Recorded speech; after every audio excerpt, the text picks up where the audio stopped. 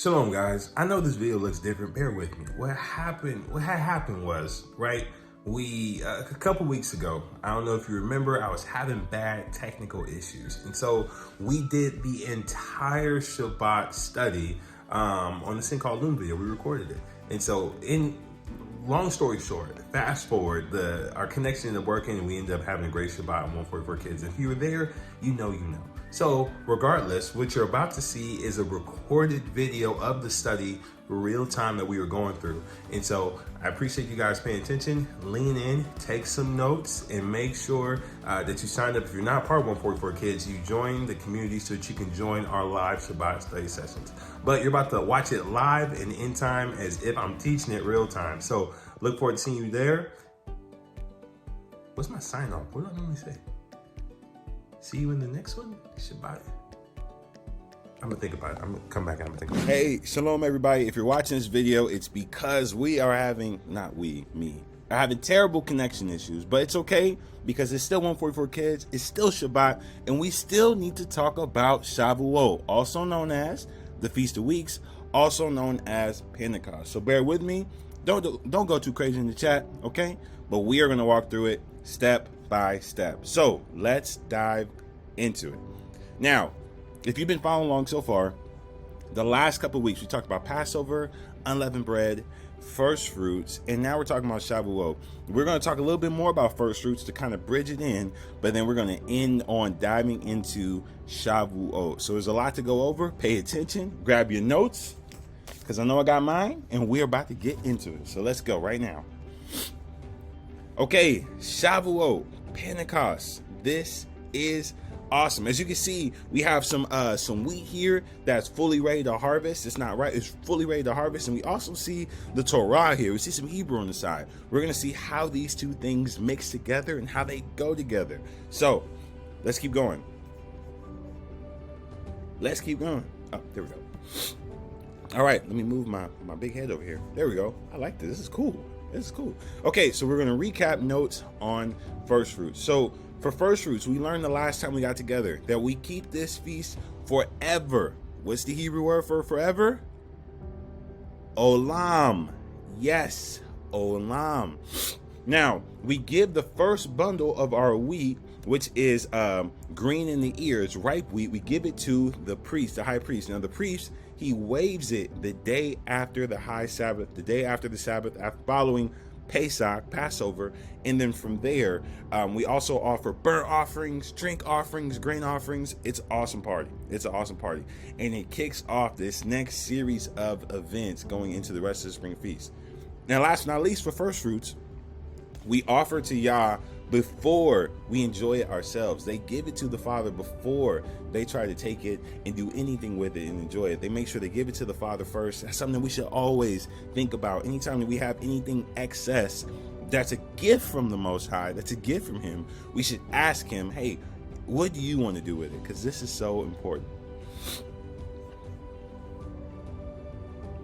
Oh, there we go. All right. So we also talked about how Messiah is our Passover lamb and he's our first fruits offering. Let's take a look at 1 Corinthians chapter 15, verse 20 through 23 to learn more about what this means. And if you don't know what this picture is, it's the stone rolled away from Messiah's grave. I don't know if this is the exact grave, but that's what the picture is supposed to represent. So let's read this together. Let's see if I can make my head a little smaller. It got bigger. Oh, smaller now. Bigger. Okay, we're gonna stay here. All right. It says, this is 1 Corinthians chapter 15, verse 20 through 23. It says, but now Yeshua is risen from the dead and has become the first fruits of those who have fallen asleep. For since by man came death, by man also came the resurrection of the dead. For as in Adam all die, even so in Yeshua all shall be made alive, but each one in his own order. Yeshua, the first fruits, and then afterwards, those who are Yeshua at his coming. Oh, I apologize. At his coming. It looks like it's a typo.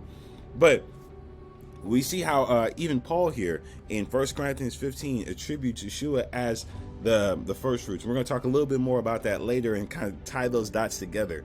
But Messiah was our Passover lamb for the nation of Israel, but us as well as the first fruits offering to the Father, kind of fulfilling that role for us scripturally, which is really, really cool. Now, Yeshua told the disciples he was going to die during the Passover meal, right? Where he said, take this matzah, this unleavened bread, and break it. This is my body.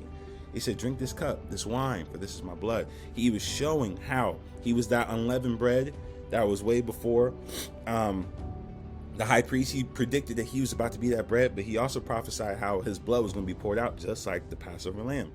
And so just like first fruits, not fast food, just like first fruits is after Passover, the resurrection of Messiah was after his death as the Passover lamb. It looks identical. Please, you better be writing this down, okay? You better be writing this down. Just because I got Wi-Fi issues don't mean I won't come find you, okay? I'll come find you.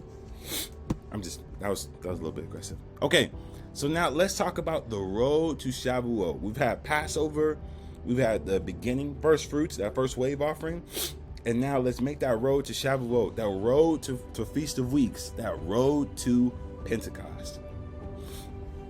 Now, remember, first fruits kicks off the counting of the Omer to Shavuot. We're just going to call it Shavuot. I can't keep saying all the different names that people call it. But it kicks off the counting of the Omer.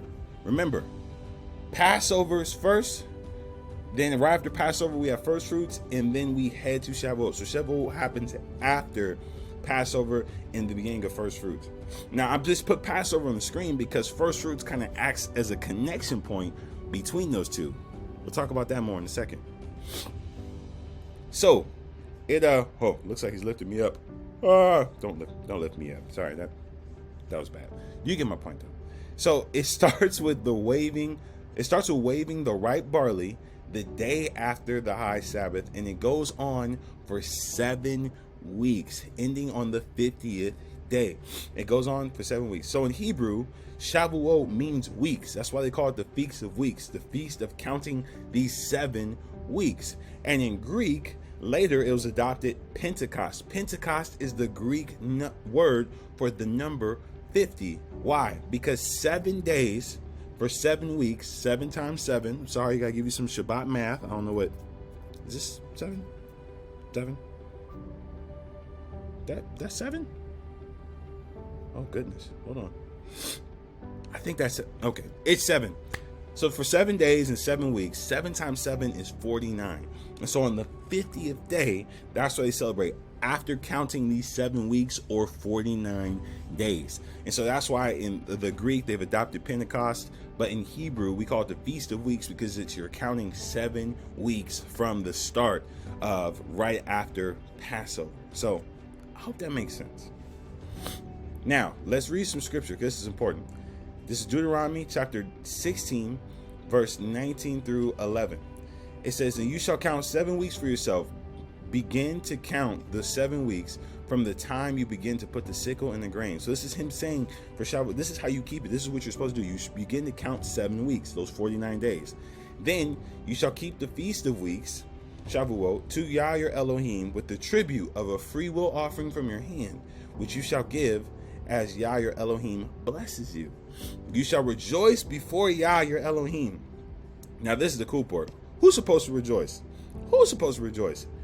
You, your son, your daughter, your male servant, your female servant, the Levite that's living with you, the stranger, the fatherless, the widow who are among you, your neighbor, all of them. Like everybody that's within your gates, they are all supposed to celebrate at the place where Yah your Elohim chooses to make his name abide.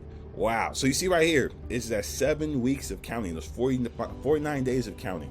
But it's easier to count the Shabbat. So 7 weeks from, or not Shabbat, you count every 7 days until you get to it. So we saw this picture a little bit last week, and I told you we'd come back for it. So take a look. We see the barley over here. It's green. This is what the high priest would have offered up to the Most High. And then as soon as he offers it up, that starts the counting. Now, we count 49 days. And as you can tell, from when it's green right here all the way to when it's brown, you can see over the course of those 7 weeks, the wheat begins to grow and it's almost ready to make some bread with. So he just starts by offering a bundle of the ripe wheat, but at the end, Shavuot ends with offering some baked bread with full of good yeast. It starts with no yeast, it ends with good yeast, right? Check this out. Whew, I'm in between the bread. Look at that. Okay, I'm sorry. I apologize. So, like I just mentioned, Shavuot begins with waving that unleavened bread, or it begins with waving that omer, that sheaf before the Father, that sheaf, and then it ends with fully leavened bread, because there's no leaven in the beginning of first fruits, because you're just kind of waving it, and it ends with waving fully leavened bread. And so Yeshua, he kind of emphasized the significance of removing leaven, and we kind of see a visual example of this through Shavuot, because remember, leaven, it represents false teachings or false doctrine. And so he wants us to start with, because remember, we start we start with unleavened bread, and then Shavuot ends with leavened bread, if that makes sense. I apologize if I confuse you there. It starts with unleavened bread, right? That's what kicks it off. And then it ends with unleavened bread. And so the unleavened bread is for us to reminder to remove all the leaven out of our house, all the false doctrine, anything that's not a part of Scripture that gets in the way of our walk with the Father. And it ends with embracing fresh new teachings, which is the Torah. That's true doctrine. It's almost like cleaning house and making us get back right to what we're supposed to have, so we look as tasty as this bread right here, right? Because don't this look good? This looks so good. Now, here's a cool connection between the Feast of Weeks, Shavuot, and the story in the New Testament, Acts of Pentecost. So, Shavuot, it's important because it marks when Yah gave Moshe the 10 Commandments on Mount Sinai, and when the Holy Spirit, or the Ruach HaKodesh, was given to Yeshua's followers, recorded in the book of Acts. We're not going to go and read that entire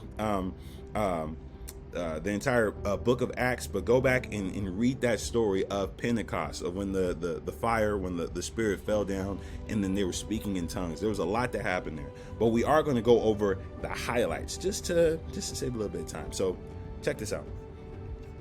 This is super cool. So we see here the giving. We see here a comparison. On the left we have Exodus chapter 19. On the right we have Acts chapter 2, what I was just referring to. On the left, Exodus chapter 19, we see the giving of the law at Sinai. This is when the Father gave these commandments to Moshe. On the right, we see when the followers of Messiah were filled, the disciples were filled with the Ruach HaKodesh, the Spirit, at Shavuot, or Pentecost, that 50th day. And so look at the comparison. So when the Father gave the Torah to Israel, through Moses, the sons of Israel, they came together at Mount Sinai, right? In Acts chapter 2, the believers were also gathered in a upper room. They were also gathering. They were keeping Shavuot. They were keeping this feast. That's why they were all gathered together, because they had been commemorating. They've been keeping the Feast of Weeks for a long time. In Exodus chapter 19, verse 16, a loud trumpet sounded. And this was like the commencement of what was about to happen. Just like in Acts chapter 2, there was a loud, violent, rushing wind that came in, kind of commencing what was about to take place in that upper room with the followers. In Exodus chapter 19, we know that the Father descended upon top of Mount Sinai with smoke, with fire. It looked like the mountain was on fire. It terrified everyone. And then we see something similar where in Acts chapter 2, it's described that the followers have tongues of fire. These tongues of fire after the Father's Ruach has fallen on them. And last but not least, this is a clear picture.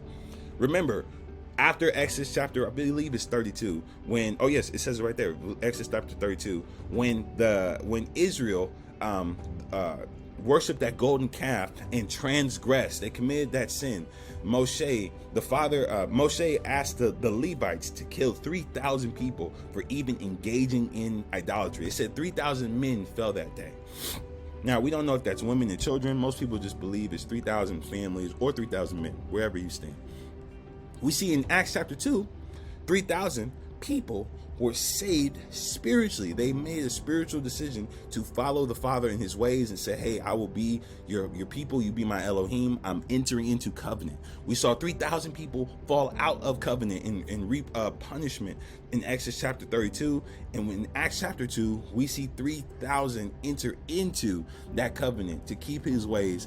What an amazing parallel between the two. If you have time, screenshot it, write just Exodus chapter 19 down and Acts chapter 2 and go and look at the comparisons. Also Exodus chapter 32, because that's also important for this story.